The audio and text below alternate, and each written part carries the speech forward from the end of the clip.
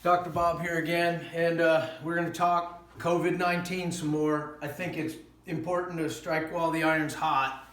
And though I'd love to get on with just going over chronic disease and following everything chronologically like the OCD in me wants to do, I think the important thing is to cut some corners and give you guys the real impactful stuff that you need to know that might help you reduce your risk of having a bad outcome. Now, my first COVID video obviously worked. I'd never done one of these YouTube videos before, and as you can see, it's up to 1.8 thousand views. It had an impact, and I think it was good information.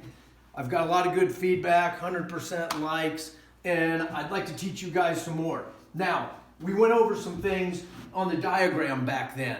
I pointed out that your lung function is what it is, and as you get older, it declines, and there's probably not much we can do about that. Pump function declines as we age, but we can do stuff about that, like exercise.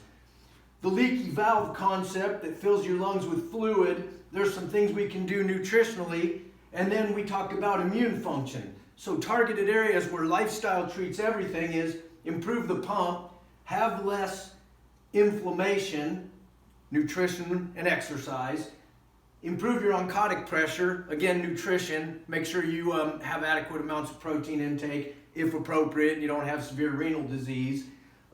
Decrease hydrostatic pressure, again, through improving the pump, and then work on immune function. And that's what I'm going to come to now. Look, diabetes is a huge risk here, okay? Look at, you can just Google diabetes and COVID.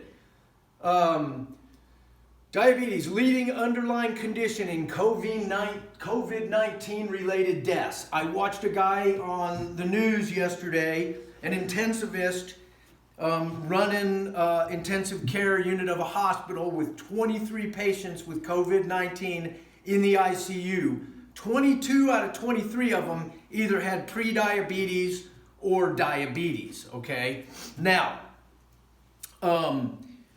what's going on? It's immune function. It's a lot of things, okay? Generally, people with diabetes have compromised metabolic issues, but high sugar gums up the works. I'm going to give you a simple explanation. Take a pan, put some onions in it, put some butter in it, cook. Everything slides around real good. Dump some sugar in there.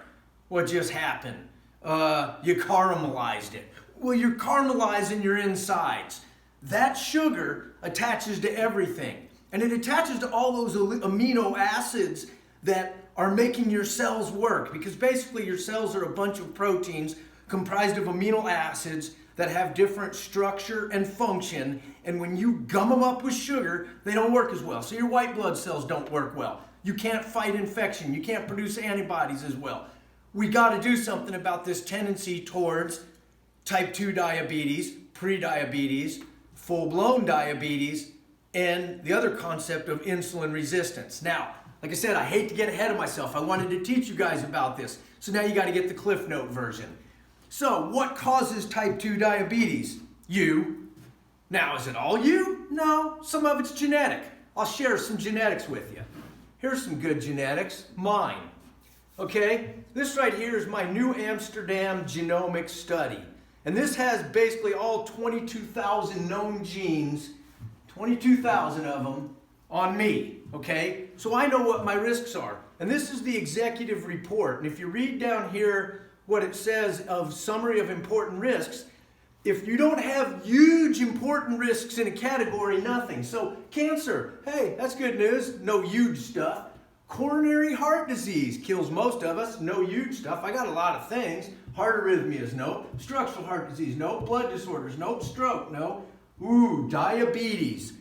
My number one risk identified was susceptibility to diabetes.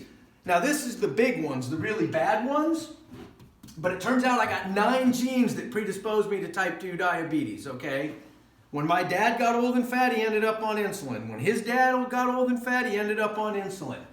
I've got a bad gene that's pretty rare, susceptibility to insulin resistance. I've got this gene that makes my ghrelin not work right, so I'm hungry all the time, so I've got susceptibility to obesity.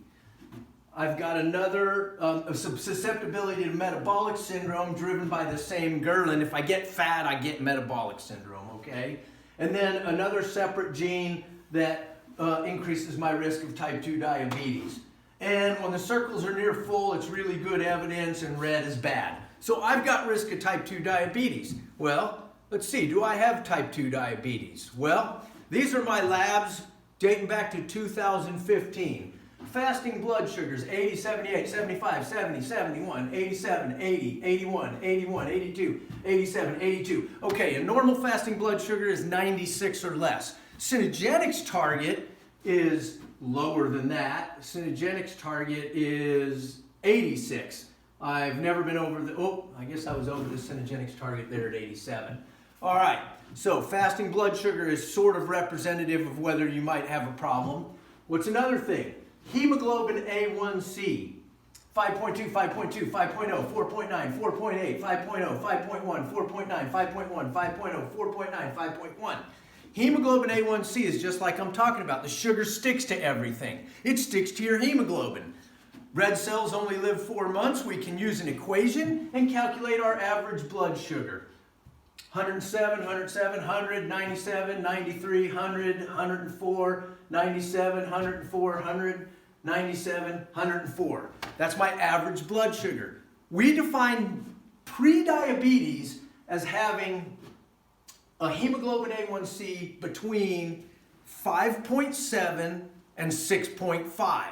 We define diabetes as a hemoglobin A1C 6.5 or greater. We base the diagnosis of diabetes on your average blood sugar. If your average blood sugar is high, you're gumming up the works more. Things don't work as well. You get COVID, you're more likely to have a bad outcome. Now, what's another thing that's even more sensitive than A1C for dysfunction? Fasting insulin levels. Now, my fasting insulin levels are generally 2 to 3, almost always below 5, which is a Synogenics target, though technically 15 is normal. But if you've got a fasting insulin level of 15 and a blood sugar fasting of 96, both of which are disease model normals, your homeostatic model of insulin resistance says that you are insulin resistant. You've got a number like 2. My homeostatic model of insulin resistance is usually 0.3 to 0.5. I'm very insulin sensitive, okay? We want you to be insulin sensitive.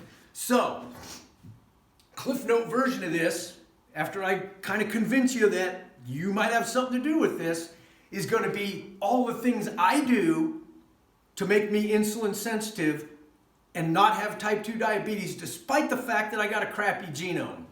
But I want you to show you something else. Can you already be too far gone and reverse it? Aunt Pam, wonderful woman. One of my very first patients. Aunt Pam is a beautiful lady. This is her when she had full-blown diabetes and didn't know it. Another picture of her with a different grandkid. I cheat. I used grandkids as motivation. Here she is now, after she does what I say, what I'm going to tell you today to do. Okay? More importantly, there's another picture of her at the CrossFit gym. But more importantly, here's what her labs used to look like. All right? The day I saw her for the first time, she had full-blown diabetes. Fasting blood sugar, 253. She didn't know it. When I talked to her, it turned out she had a positive review of systems for it. She was peeing frequently, thirsty all the time, yada, yada. Her hemoglobin A1C is 9.3. The books say start insulin. We did not. We did conventional medicine and lifestyle and took her to where she's now on lifestyle with perfect numbers. Average blood sugar happened to be 253. We're talking full-blown diabetes here, guys. Fasting insulin level wasn't too bad, 7.2. She still had some insulin sensitivity left. That's good.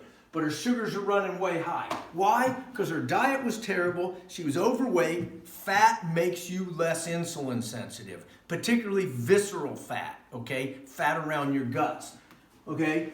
She was overweight. She was eating poorly, basically ate sugar anytime she wanted, and she wasn't exercising.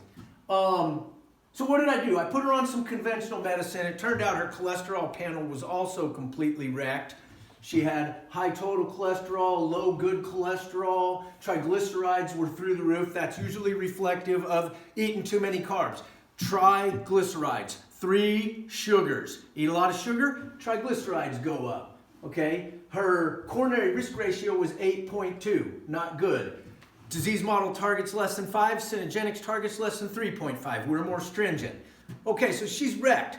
Systemic inflammation. Remember we talked about that. Cardio CRP, 2.1. Anything over 1 indicates you have blood vessel inflammation. Okay, so she's wrecked, okay? She's in bad shape. We started her on conventional medicine and lifestyle. She learned how to cook the way I teach. She learned how to eat the way I teach. She started doing CrossFit 3 days a week and she lost weight. I also put her on hormones. Turns out, as we age and our sex hormones decline, estrogen in women, testosterone in women and men, we become less insulin sensitive. That's why most of us develop the midlife bulge. Hormones can be helpful here. You can beat this without them, but hormones are a nice adjunct. It's like fuel on the fire. I'm going to teach you the simple things to do. All right, so anyways, let's look at Pam's next set of labs, 4 months after I started her on this. Okay, technically now just in the pre-diabetic range, okay, 5.8 on some medicine, which we have at this point. Average blood sugars come down, insulin sensitivity's improved a little bit, no, stable. But look at, well, if you factor in that these two numbers go into the equation, it's come down a lot. All right? So we have the meds. Oh, and cholesterol panel improved substantially on a kind of standard dose of atorvastatin. Right now her cholesterol is 112. Triglycerides are down to 100, but she changed the way she eats. Okay, now have the medicines, boom, no longer diabetic. Insulin sensitivity perfect. Cholesterol panel is so ridiculous that she almost has no LDL, and I took her off all cholesterol medicines, and you can see the next time I checked her, she has a perfect cholesterol panel on nothing, okay? Point is, behavior matters, and you can reverse how much insulin insensitivity you have right now, and you can reverse what your average blood sugar is, okay? How? That's what we're going to talk about. I think I don't have any more slides to show you, so I'm just going to chat. All right. Well, obviously nutrition's a big deal, okay? What can you do? Well, eat less sugar. Don't eat anything that's white unless it's cauliflower. Don't eat rice, don't eat flour, don't eat sugar, don't eat corn, and avoid alcohol. Okay, so that's one strategy. Eat less sugar. Now, we want to eat foods that are low glycemic. That means foods that don't make our blood sugar go up abruptly. 2 things happen when you do that. If your sugar goes up real high, you have to use more insulin. The more insulin you use, the less sensitive you become to insulin. Insulin makes your body store energy as fat. So we want foods that raise our sugar slowly. Things like vegetables, because they take time to digest, and low glycemic fruits like berries, apples, pears, nectarines, plums, citrus fruit, okay? All this is covered extensively in my nutrition section on Facebook, Wellness Patients. I will eventually get into the details of nutrition in this venue, but it's going to be a while. What is another strategy? Intermittent fasting, okay? I have a risk of type 2 diabetes. I drink coffee in the morning and put off any caloric intake until 10 a.m. Then I eat a healthy breakfast. This morning I had vegetables and avocado oil, sauteed. I think I had mushrooms, onions, broccoli, and bell peppers. And then I did 1 full egg and 3 egg whites, and I had a handful of walnuts, a couple strawberries, okay? That was at 10 o'clock. I will stop eating at 8. 10-hour eating window. Compress your eating window. It improves insulin sensitivity, okay? Don't eat carbohydrates at night, ever. Do not eat carbs before you go to bed. If you have to eat before you go to bed, eat a chicken breast, eat a hard-boiled egg, eat a handful of nuts. If you eat sugar before you go to bed, your body's going to surge insulin. It's going to store that sugar as fat. Fat causes insulin insensitivity. We got to get rid of the gut fat, okay? So don't eat carbs late, okay? Another important safety tip. Another quick one, eat protein first when you eat. Protein suppresses your appetite. I go into great detail on this, and I will in the future.